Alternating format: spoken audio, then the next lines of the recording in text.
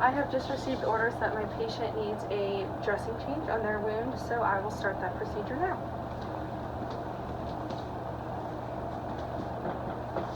Hi, Miss Smith. How are you doing today? Good. My name's Audrey. I'm going to be your student nurse here. I would like to verify your name and date of birth before we get started.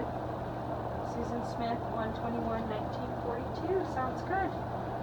Alrighty, Miss Smith. Well, I understand you have an incision on your belly. We need to get that dressing changed and a clean one on. Does that sound good? Good. Okay, I'm just going to pull your blanket back. I'm going to pull your gown up, okay? Try to keep as much covered as I can. Raise the head of the bed. Are you experiencing any pain right now? No? I'd say that's a good sign.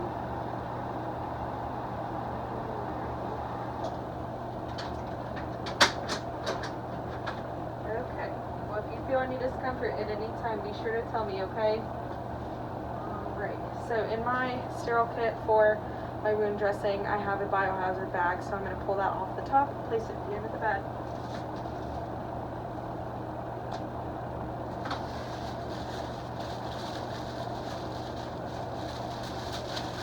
This will be for the old dressing and any tools that I use for the procedure.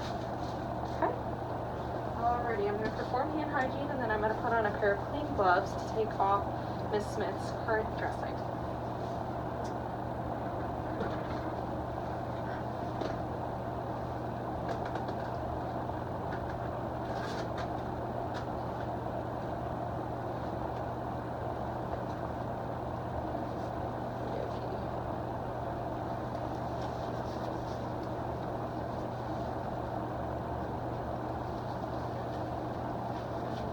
So I am going to work from outside to inside. So this can come off. The first thing I'm going to do is I'm just going to start to peel off the top layer of the ABD pad. I'm going to peel off the tape as lightly as I can. I want to make sure that I don't damage any of the unaffected skin. So I'm just going to start by peeling this off.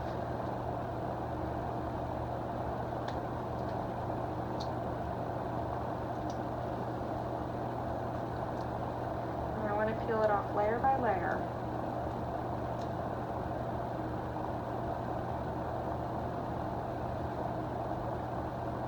Alrighty. I'm making sure to examine the dressing when I take it off. So I do see a little bit of, it looks like serous fluid here. The next piece has a little more serous sanguineous fluid. That's the reddy, pinky kind of fluid. So I'm just going to take this off. And that reveals the wound to me. So I am going to pull the inside packing out, and I am going to use my forceps. So I will use these to pull out the inside packing. I'm going to put this over here, put this down, and I am going to first inspect. I want to look for any redness, any edema, again, any exudate that we might find when cleaning the wound. So I'm going to make note of that. It looks a little swollen, a little red on the outside. Nothing crazy. Like I said, there was some serous and serous sanguineous fluid. So I'm going to go ahead and take my clean gloves off, and I must wear sterile gloves in order to palpate. So I want to palpate. That's going to help me identify what kind of pain my patient's experiencing. So I am going to get my station ready over here. So everything that I have my dressing change tray. I have a set of sterile gloves, and I also have a set of sterile Q-tips that's going to help me pack the wound when the time comes. So I'm actually going to use my stethoscope here. I just want that to be out of the way so that I have a nice working space. So first thing I'm going to do is put my sterile gloves on.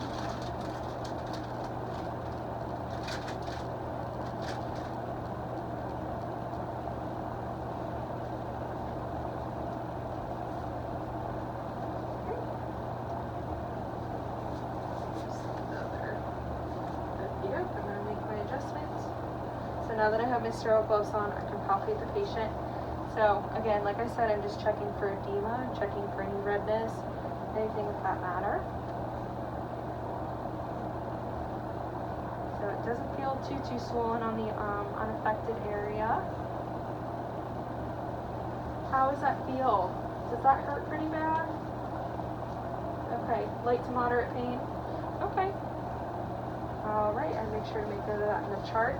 So typically I would take this first pair of sterile gloves off, and then do my hand hygiene, and then now I'm going to set up my second sterile field. So for the sake of the video, for the sake of time, I'm going to leave this first set of sterile gloves on, but in real life I would take these off, wash my hands, put a clean pair on.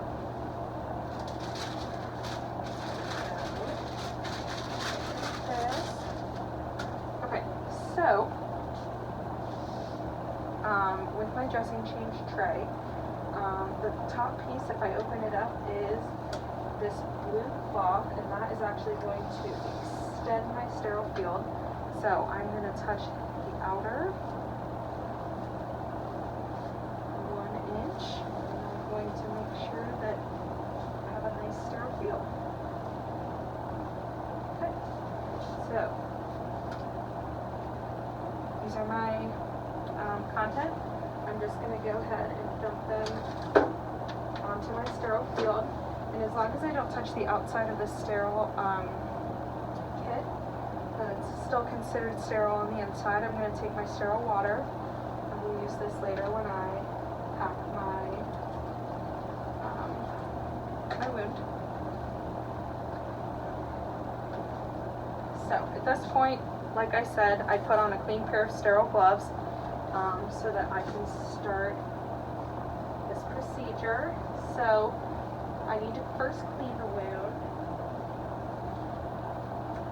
So get my swabs here. I have 3 of them.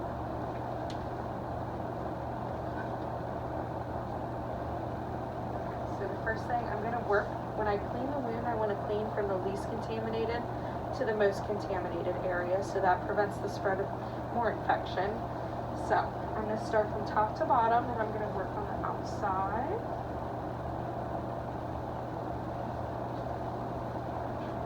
Next to one, I'm going to clean the other side.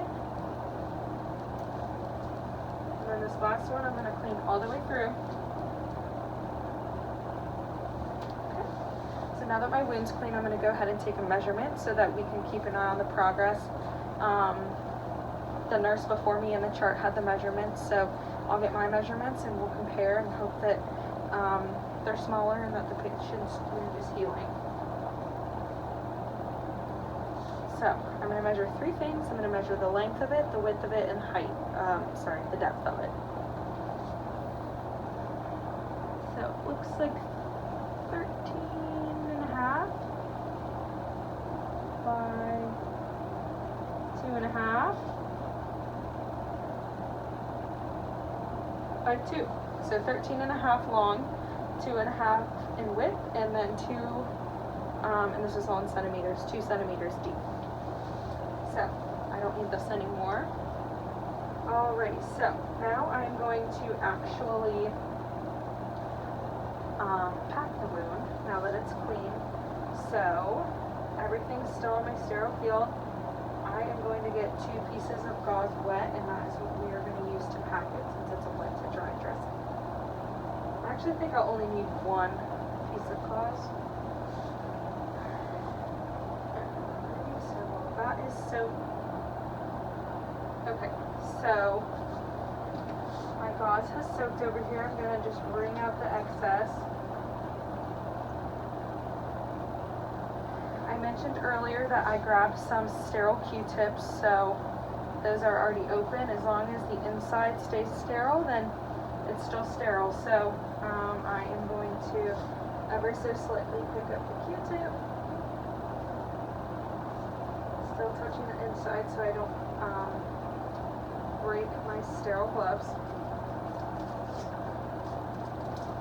Pull this out.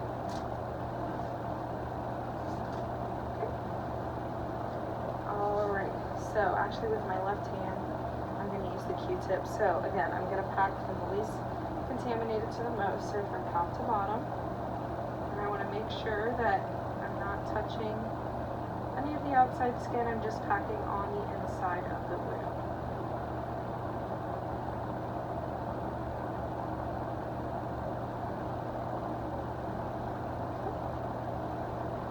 See, that looks pretty good. We're finished with the Q-tip. The next thing I'm going to grab for is my cover sponge. And this is going to help in that wet to dry process. It's just going to be like the middleman. The next thing I need to grab for is my ABD pad. So that is going to go on top. Right. So my wound is now covered.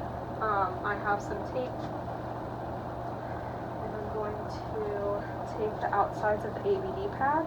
I want to make sure that when I tape, it's the same dimension as the ABD pad. There's no reason that it needs to be longer than what the pad really is, just because we don't want to upset or irritate the patient's skin, the unaffected skin by the tape. So my first piece.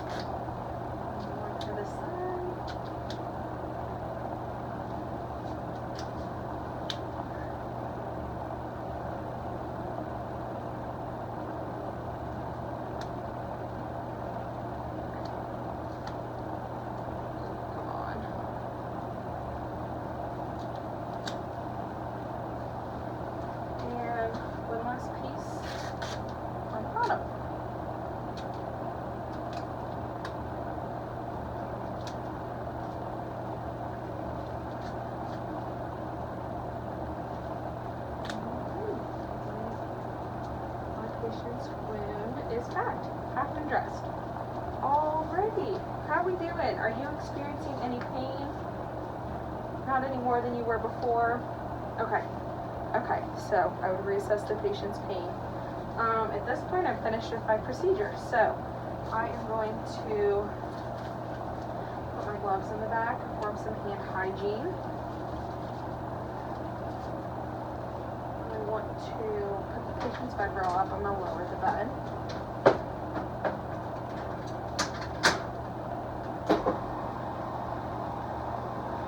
I'm going to don a clean pair of gloves so that I can clean up the biohazard bag. I'm going to get my patient recovered, make sure that they're in a safe, clean environment.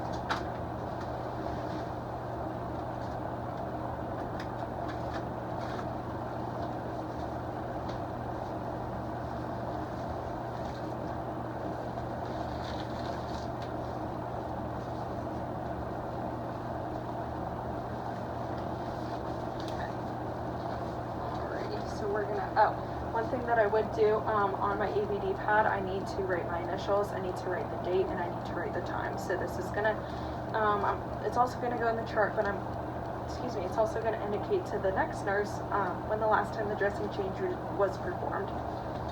So I'm writing all those three things down. Cover the patient back up. Put their bed sheets back on them. They're in the lowest position. I'm gonna hand the patient the call light. If you need anything, give us a call, okay? If you start to experience any pain, just hit your call light and we will be in. So, with my clean gloves still on, I'm going to clean up this biohazard bag. I would put this in my dirty utility room. There's typically biohazard trash cans, so that would go in there. I'm going to clean up my side table, my workspace, make sure that I leave the patient in a clean, safe environment. I handed the patient the call light. When I exit the room, I'm going to go document that I changed the patient's dressing. I'm going to make sure to chart all of the different materials that I used. So we did the wet to moist approach. So I'm going to make sure did I say? I use the gauze, I use the AED pad. In the chart, I'm going to make sure that I explain any exudate that I saw, or any sort of drainage, any sort of edema that I noticed or palpated. I'm also going to note whether or not the patient tolerated the procedure. So in this case, I say the patient did tolerate the procedure pretty well. And yeah, I placed the call light within reach. I told the patient to let me know if he experiences any pain, so I'll keep monitoring that. And that is my skill. Oh, sorry. So when I would leave the room, I would take my gloves off, and then I'm going to perform hand hygiene on my way out. And that is my skill.